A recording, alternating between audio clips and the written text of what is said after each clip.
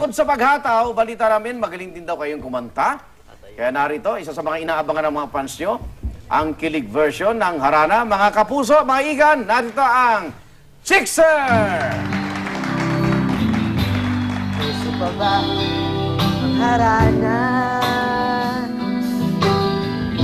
Marahil ikaw ay nagtataka. Sino ba to?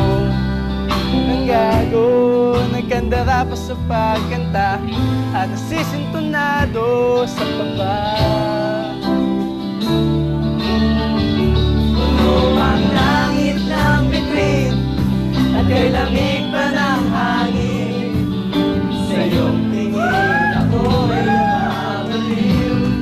Iliwan sa awitin kong ito. Sabi maibigan nyo, buhos ko ang buong puso ko sa isang munting Harana para sa'yo.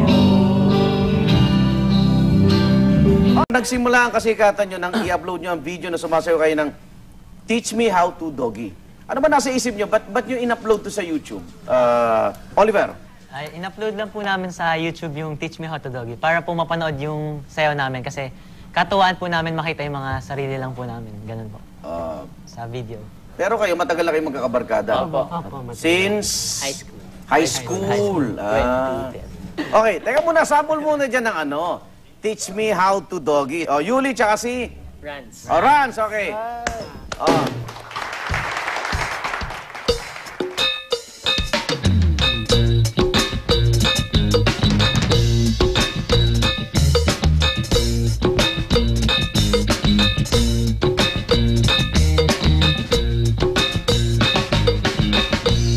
Mitch, express your love kay Jam ngayon.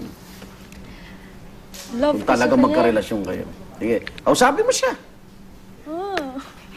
Kasi hindi po kami ngayon sweet eh. More of parang magkabarkada. Sige, kausapin mo siya bilang barkada. Super thankful ako sa almost 5 years natin. Kasi sa'yo ko lang na-feel, sa'yo ko lang na-express yung sarili ko. Tapos ikaw yung pinaka nakakakilala sa akin buong buhay ko. Tapos, thank you kasi lagi kang nandyan for me. Sa simpleng mga food trip natin, may kanya-kanya tayong pagkakaintindihan. Huwag ka umiyak! Ayun. Super happy ako na nandyan ka. And sana, ikaw yung makikita ko in front of the altar in the future. Na maghihintay sa akin. Okay.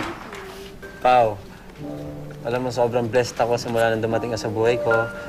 Dahil hindi lang sa lahat ng aspects. So parang binago mo yun. So, Naiiyak siya. Emotional po kasi siya eh. Sana, yun nga, ako talaga yung makasama mo sa altar. Ano ba yan? Hindi ko alam na may gantong session. Sasabihin ko sa lolo mo tsaka sa family mo, sa parents mo na ako na talaga yung magpapapray lahat ng kailangan mo sa buhay. Yun.